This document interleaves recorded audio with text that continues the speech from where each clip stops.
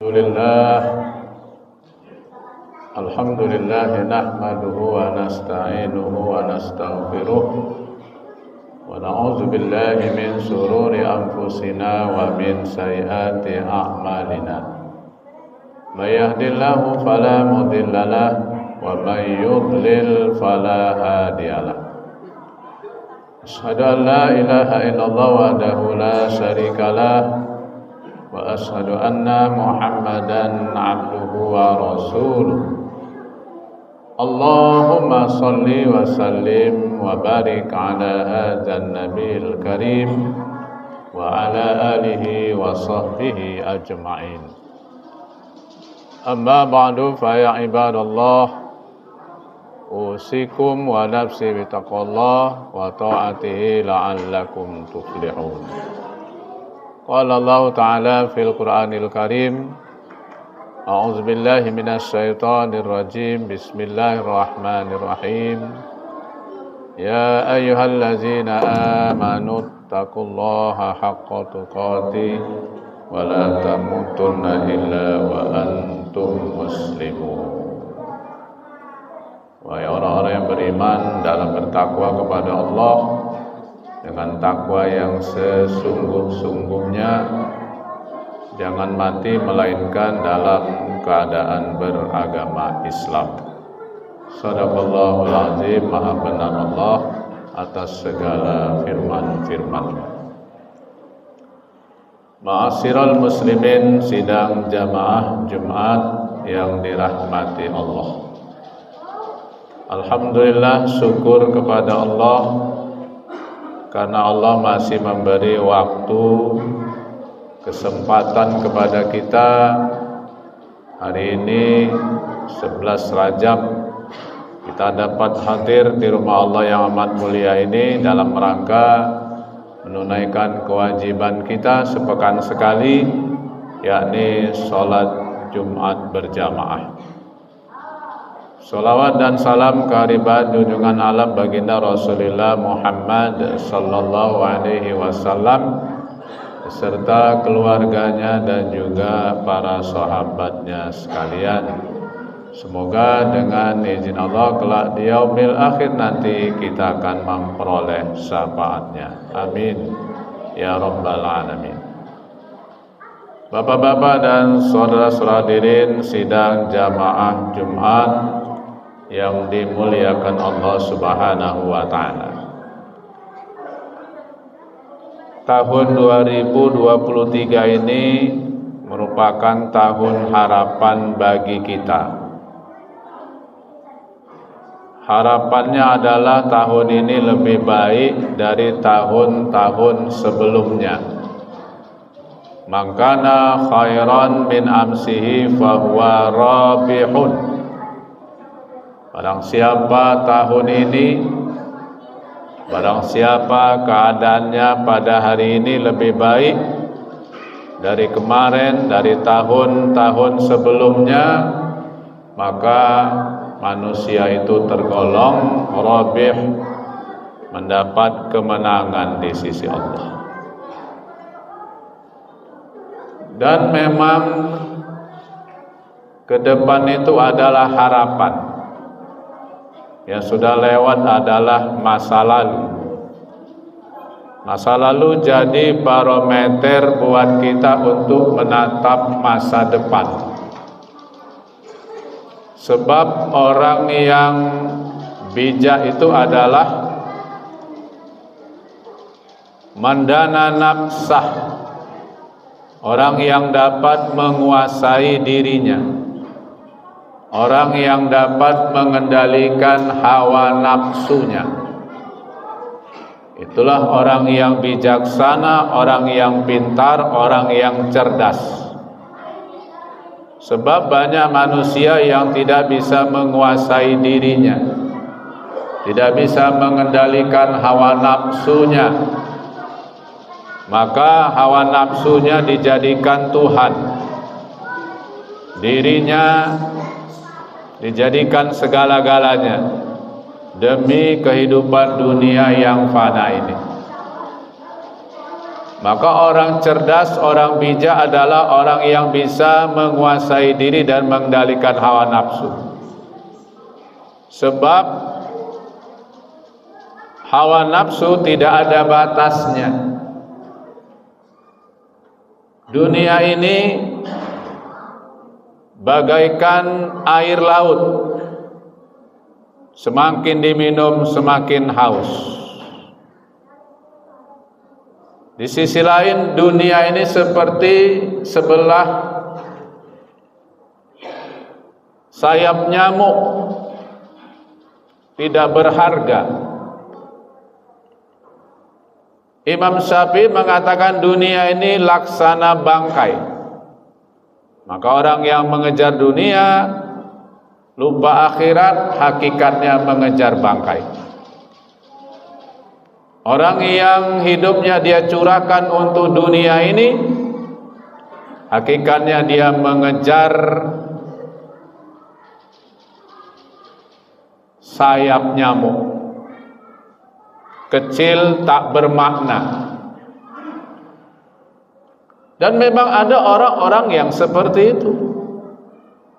Dia curahkan hidupnya untuk dunia semata-mata. Pergi pagi, pulang petang, peras keringat, banting tulang, lintang pukang, malang melintang, demi kehidupan dunia. Sholat tinggal, taklim tinggal, ke masjid tidak pernah, takziah tidak teringat, berbuat baik nanti. Kasihan orang-orang yang seperti ini. Padahal semua yang sudah kita lakukan itu akan dipertanggungjawabkan oleh Allah nanti di akhirat. Innallaha khabirum bima ta'malun. Sesungguhnya Allah akan memberi kabar kepada manusia dari apa-apa yang sudah dia lakukan di dunia ini. Kemana kita hendak lari? Kemana kita bisa mengelak dari perilaku kita yang sudah kita lakukan? Bisakah dihapus kejahatan kita? Bisakah dihilangkan bukti kemungkaran dan kemaksiatan kita di hadapan Allah? Tentu tidak bisa. Karena pengadilan Allah adalah pengadilan yang sangat adil. Di dunia ini banyak pengadilan. Di Medan ada pengadilan, di Jakarta ada pengadilan, di mana-mana banyak kantor-kantor pengadilan, tapi sulit untuk mencari keadilan. Ia di dunia dia tidak dijerat dengan hukum, padahal dia bersalah. Ia di dunia tidak dijerat oleh hukum, tidak tersentuh oleh hukum, karena dia pejabat, karena dia orang besar, ada yang membela dia, banyak uangnya. Tapi di akhirat, di pengadilan Allah, kemana dia hendak lari? Kemana bukti yang akan dia hilangkan? Kepada siapa dia minta tolong? Kepada siapa dia akan memaksakan kehendaknya demi kehidupannya? Tidak ada yang bisa menolong di akhirat kecuali Allah Subhanahu wa ta'ala. Tentu bagi orang yang beriman kepada Allah dan beramal ibadah kepada Allah Subhanahu wa ta'ala. Maka Allah dalam surah Al-Hasyr mengingatkan kita dalam ayat 18, ya ayyuhallazina amanu taqullah wal tanzur nafsum ma qaddamat lighad. Wahai orang-orang yang beriman, bertakwa kepada Allah dengan takwa yang sesungguh-sungguhnya, dengan takwa yang sebenar-benarnya. Ulama mengatakan takwa yang sesungguh-sungguhnya itu adalah imtisali awamirihi wajtinabuhu nawahi, menjalankan perintah Allah dan meninggalkan larangan-larangan Allah. Itulah makna takwa. Karena dalam masyarakat banyak orang mengatakan takwa, tapi dia tidak melaksanakan perintah Allah dan tidak meninggalkan larangan-larangan Allah.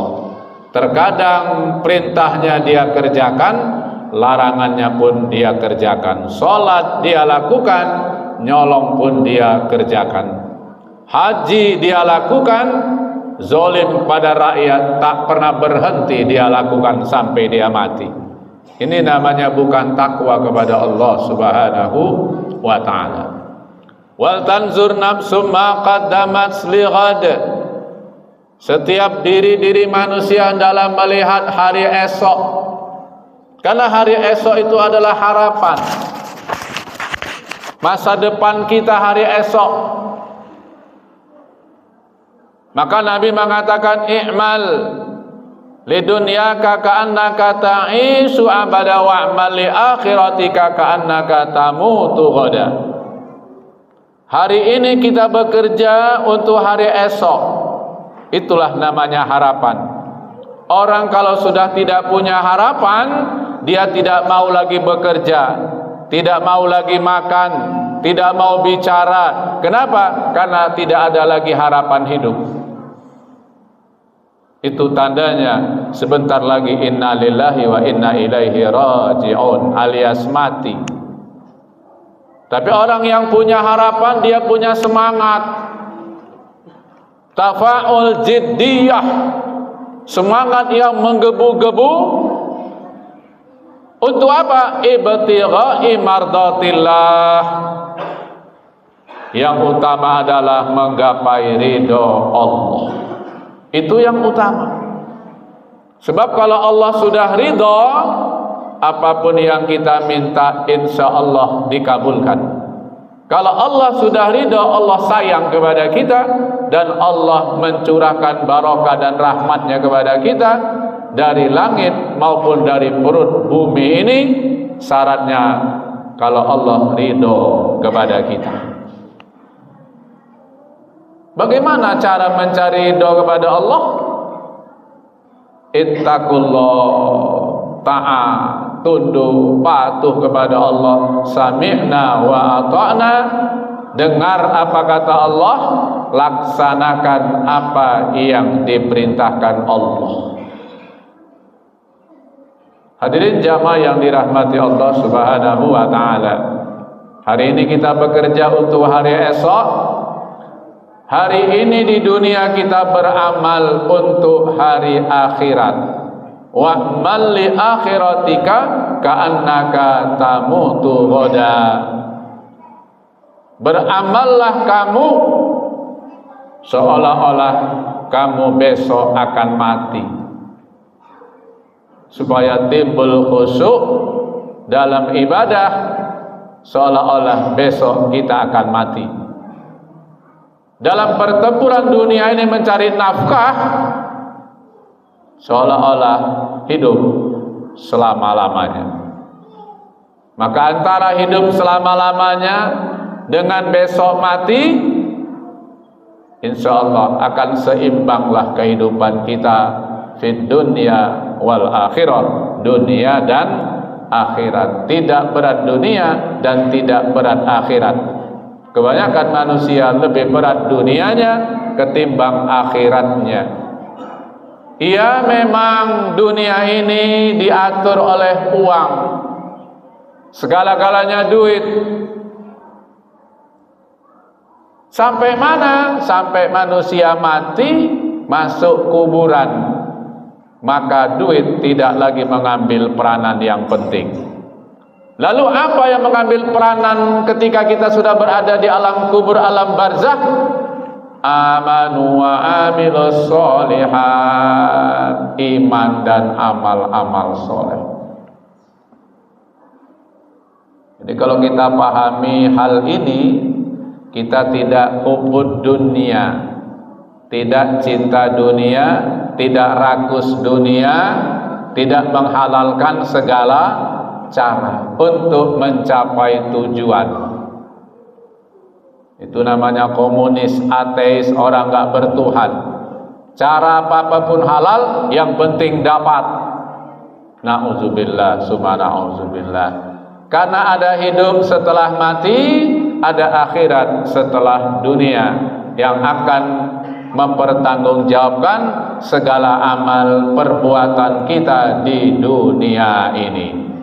Maka oleh karena itu, umat Islam dicanangkan oleh baginda Rasulullah, fid dunya hasanah wa fil akhirati hasanah. Di dunia kita aman, di dunia kita bahagia, di akhirat insyaallah kita bisa menyelamatkan diri di hadapan Allah Subhanahu wa taala, tentu dengan amalun soleh, amal-amal baik, amal-amal ibadah kita kepada Allah Subhanahu wa taala. Jadi orang cerdas yang pertama adalah mandana nafsah, orang yang bisa menguasai dirinya.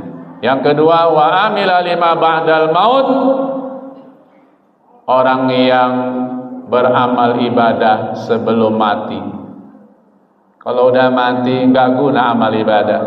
Kalau udah mati nggak perlu sholat.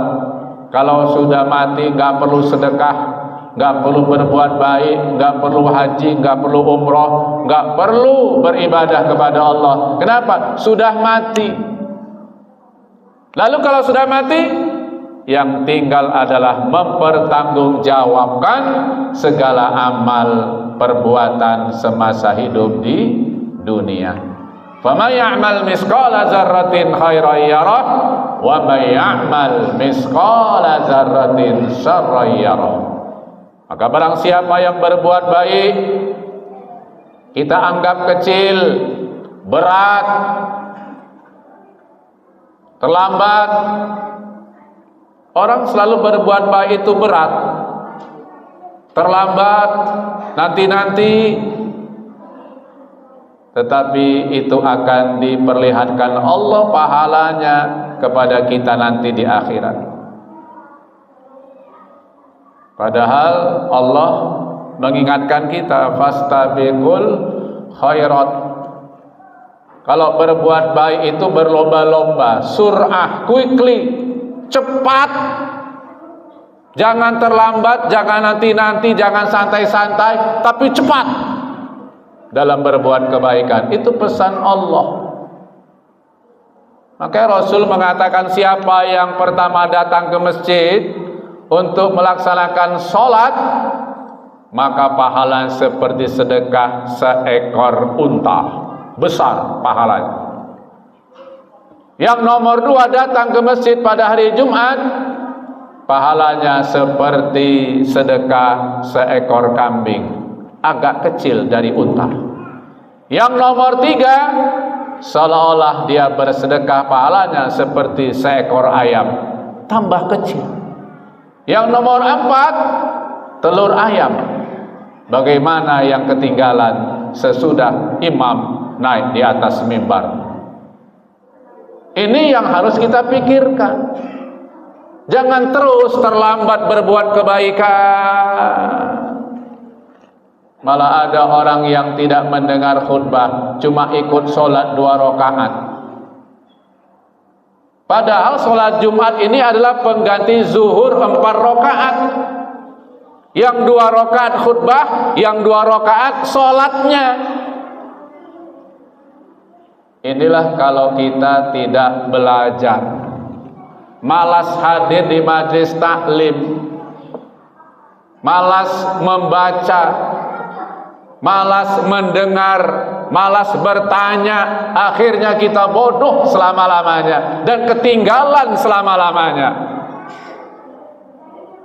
Padahal Allah berpesan, fastabiqul khairat, berlomba-lomba di dalam mengerjakan kebaikan, jangan bermalas-malas.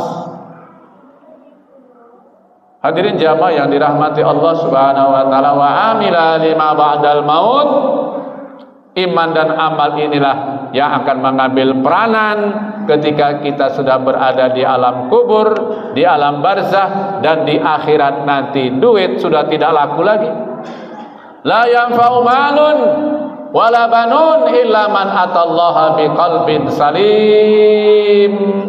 Tidak ada gunanya lagi harta-hartamu, anak-anakmu yang hebat, harta-hartamu yang banyak, pangkatmu, jabatanmu, illa man atallaha biqalbin salim, kecuali nanti di akhirat orang-orang yang bertemu dengan Allah membawa hati yang salim, hati yang bersih, hati yang suci, hati yang selamat.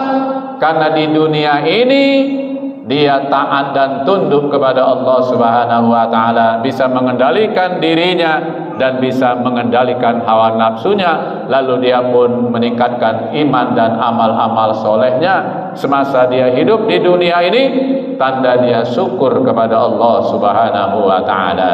Semoga khutbah ini memberikan manfaat untuk kita semua. Amin ya rabbal alamin. Barakallahu li wa lakum fil Qur'anil Karim wa nafa'ani wa iyyakum bil ayati wa zikril hakim wa taqabbala minni wa minkum tilawatahu innahu wal ghafurur rahim.